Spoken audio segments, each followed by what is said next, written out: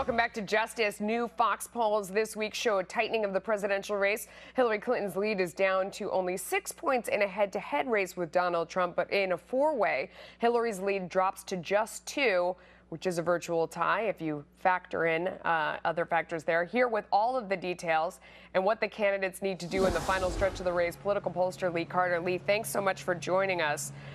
Great to be here. What do you think about the fact that when you put the other candidates in there, and it's not just the head-to-head, that they end up taking from Hillary Clinton? Does that surprise you? It's very surprising to me, especially because Gary Johnson is a libertarian. He's getting 9% of the votes. It's pulling away from Hillary Clinton, and you wouldn't expect that to happen. You would expect a libertarian to be pulling from Donald Trump, and that's just not the case.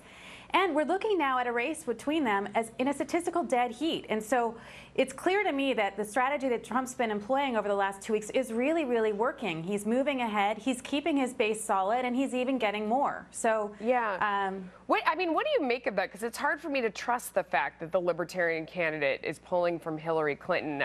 In other pollsters, you know, before we had this most recent one, most people thought that it would be pretty equal from both sides to have the other candidates in there. Yeah, I would have thought that it would have pulled equally on both sides as well. So this poll is surprising to me, although we are seeing that when you talk to a lot of the Bernie Sanders supporters, they like Gary Johnson's message. They like it's a very anti-government message. It's a very anti-establishment message. And I think that is pulling some of those folks that would have been going for Bernie Sanders. And you would have expected them to be going to Hillary Clinton. But it does make sense if you really do think about it in some ways. But it is surprising. The other part of the poll that I thought was interesting was, are both Clinton and Trump terrible candidates? 44% of respondents said yes, that they hate them both. That's unusual, right? It is a very unusual number, but you know what? I was surprised it wasn't higher, because you have conversations out there, everybody's saying, like, this is the worst. I don't like either one of them. But 44%, that's not as bad as I expected, although it certainly is a lot, it is a lot worse than we've seen in the past. Absolutely. What do you expect people who respond that way to do? I mean, do they hold their nose and pick a candidate? Do they stay home? When you see negatives like that so high, what do people do? You know, what we've seen traditionally is people don't vote against someone. They usually go to vote for someone. So I think what we're going to see is a lot of people are going to stay home. That said, we're in a very, very different election cycle that I've ever seen before. The level of intensity of feelings is so high. The fear, I mean, Hillary Clinton's calling Donald Trump dangerous. People believe that Donald Trump is dangerous, and that might drive people to vote, not for Hillary Clinton, but against that idea that something else is dangerous. But likewise, there's a lot of people who say, Hillary Clinton, I can't trust her, she's crooked.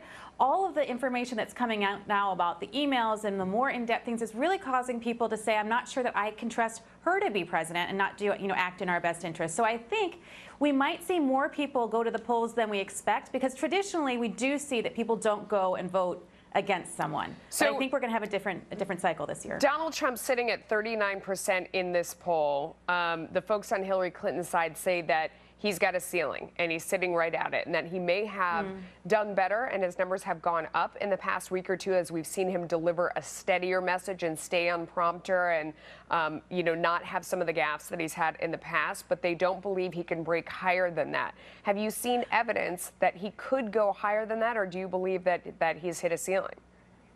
I don't believe he's hit a ceiling. I do think that he can go higher. I think we saw him when he was higher right after the convention. I mean, look, we still have 70 days. Donald Trump is gaining momentum, and we see when he gains momentum, he can pick up 10 and 12 points. And I think that we could see that happen again, because the other thing that I'm seeing is the level of enthusiasm for Hillary Clinton is low. There are people who are saying that I'm going to vote for her, but not enthusiastically. And when you have people that are not enthusiastic, they're totally changeable.